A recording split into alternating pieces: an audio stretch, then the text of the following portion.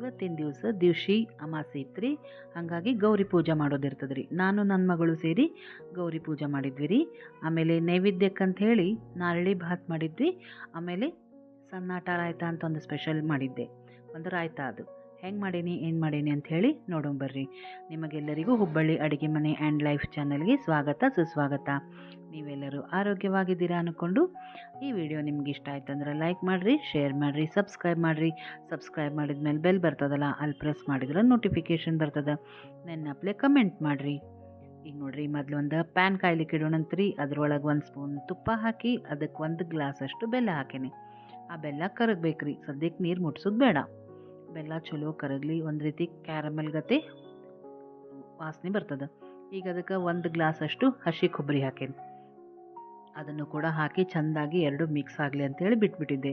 ನೋಡಿರಿ, ಅದು ಎಷ್ಟು ಮಸ್ತ್ ಕುದಿಲಿಕ್ಕದ ಅಂತ, ಯಾಕಂದ್ರೆ ಕೊಬ್ಬರಿದು ಹಾಲು ಬಿಡ್ತದೆ ಅದು. ಈಗ ಅದಕ್ಕೆ 1 ಗ್ಲಾಸ್ ಅಷ್ಟು ಅನ್ನ ಹಾಕಿದೆ.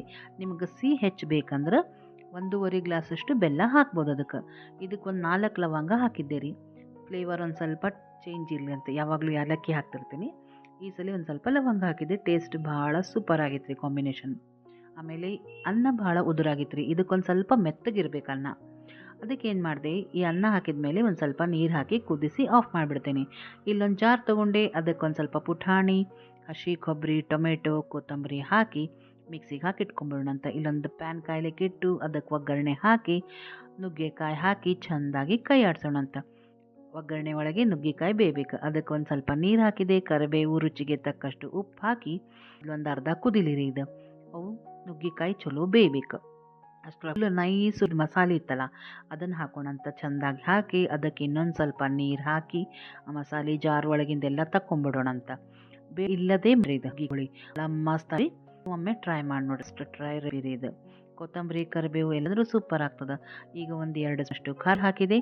ಹುಳಿ ಪುಡಿ ಹಾಕ್ತೀನಿ ರೀ. ನಾನು ಹುಳಿ ಪುಡಿ ಇಟ್ಟಿನಲ್ಲ, ಅದನ್ನು ಹಾಕಿ 1 ಸ್ಪೂನಷ್ಟು ಅರಿಶಿನ ಪುಡಿ ಹಾಕ್ತೀನಿ. 1 ಸ್ಪೂನಷ್ಟು ಹುಳಿ ಪುಡಿ ಹಾಕ್ತೀನಿ. ಟೇಸ್ಟ್ ಸೂಪರ್ ಕೊಡ್ತದೆ. ಆಮೇಲೆ ರುಚಿಗೆ ತಕ್ಕಷ್ಟು ಚೂರೇ ಬೆಲ್ಲ ಹಾಕ್ತೀನಿ, ಯಾಕಂದರೆ ಟೊಮೆಟೊ ಇರ್ತದಲ್ಲ ಅದ್ರದ್ದು ಹುಳಿ ಸಾಕಂತ ಹೇಳಿ ಒಂದು ಸ್ವಲ್ಪ ಬೆಲ್ಲ ಹಾಕಿದೆ. ಹುಳಿ ಒಂಚೂರು ಹೆಚ್ಚು ಬೇಕಂದ್ರೆ ಹುಣಸೆ ಹಣ್ಣಿನ ರಸ ಇದಕ್ಕೆ ಹಾಕೋಬೋದು.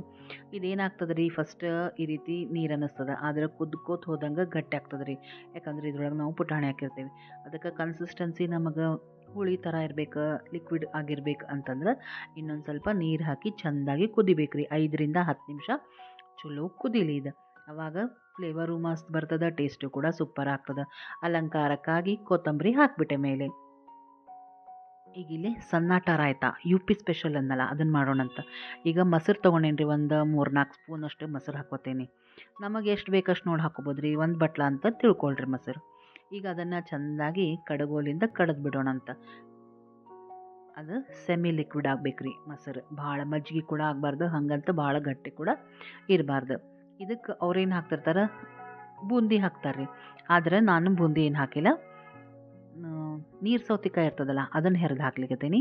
ಕೊತ್ತಂಬರಿ ಹಾಕ್ಲಿಕ್ಕತ್ತೀನಿ. ಹಾಕಿ ಚೆಂದಾಗಿ ಫಸ್ಟ್ ಒಂದ್ಸಲ ಕೈ ಆಡಿಸ್ಕೊಂಡ್ಬಿಡೋಣಂತ. ಸೂಪರ್ ರಾಯ್ತ ಆಗಿತ್ತು ರೀ ಇದು, ಮಸ್ತಾಗಿತ್ತು. ಇದಕ್ಕೆ ಒಂದು ಸ್ವಲ್ಪ ಉಪ್ಪು ಹಾಕ್ತಿದ್ದೀನಿ, ಕೆಂಪು ಉಪ್ಪು ಹಾಕ್ತಿದ್ದೀನಿ. ಆಲ್ರೆಡಿ ನನ್ನ ಹತ್ರ ಒಗ್ಗರಣೆ ಇತ್ತಲ್ಲ, ಅದಕ್ಕೆ ಒಂದು ಸ್ವಲ್ಪ ಕರಿಬೇವು ಹಾಕಿದೆ. ಅದೇ ಒಗ್ಗರಣೆ ಮತ್ತು ಬಿಸಿಗಿಟ್ಟು ಅದಕ್ಕೆ ಒಂಚೂರು ಕರಿಬೇವು ಹಾಕಿದೆ. 1/2 ಸ್ಪೂನಷ್ಟು ಜೀರಿಗೆ ಹಾಕಿದೆ. ಗ್ಯಾಸ್ ಆಫ್ ಮಾಡಿಬಿಟ್ಟೆ ರೀ ಈಗ ಇಷ್ಟು ಹಾಕಿ. ಆಮೇಲೆ ಆಫ್ ಮಾಡಿದ ಮೇಲೆ 1-2 ಸ್ಪೂನಷ್ಟು ಖಾರ ಪುಡಿ ಹಾಕಿದೆ ರೀ. ಆ ಒಗ್ಗರಣೆನ ನಾವು ಈ ರಾಯ್ತಕ್ಕೆ ಹಾಕೋಣಂತ. ಮಸ್ತ್ ಆಗ್ತದೆ ರೀ, ಭಾರಿ ಟೇಸ್ಟಿ ಆಗ್ತದೆ ಇದು ರಾಯ್ತ.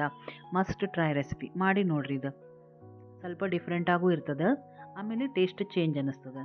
ನೋಡಿರಿ, ಎಲ್ಲ ಅಡುಗೆ ರೆಡಿ ಆಯಿತು. ನುಗ್ಗಿಕಾಯಿ ಹುಳಿ, ಸನ್ನಾಟ ರಾಯ್ತ, ನಾರಳಿ ಭಾತ್, ಅನ್ನ, ಚಪಾತಿ. ಈ ವಿಡಿಯೋ ನಿಮ್ಗೆ ಇಷ್ಟ ಆಯ್ತಂದರೆ ಲೈಕ್ ಮಾಡಿ, ಶೇರ್ ಮಾಡಿ, ಸಬ್ಸ್ಕ್ರೈಬ್ ಮಾಡಿರಿ. ಸಬ್ಸ್ಕ್ರೈಬ್ ಮಾಡಿದ್ಮೇಲೆ ಬೆಲ್ ಬರ್ತದಲ್ಲ, ಅಲ್ಲಿ ಪ್ರೆಸ್ ಮಾಡಿದ್ರೆ ನೋಟಿಫಿಕೇಷನ್ ಬರ್ತದೆ. ನೆನ್ನಪ್ಲೆ ಕಮೆಂಟ್ ಮಾಡಿರಿ. ಯಾರ್ಯಾರು ಕಮೆಂಟ್ ಮಾಡ್ಲಿಕ್ಕತ್ತಿರಲ್ಲ ನಿಮಗೆಲ್ಲ ತುಂಬ ಧನ್ಯವಾದಗಳು. ಮತ್ತೆ ಇನ್ನೊಂದು ವಿಡಿಯೋಂದಿಗೆ ಸಿಗ್ತೀನಿ. ನಮಸ್ಕಾರ.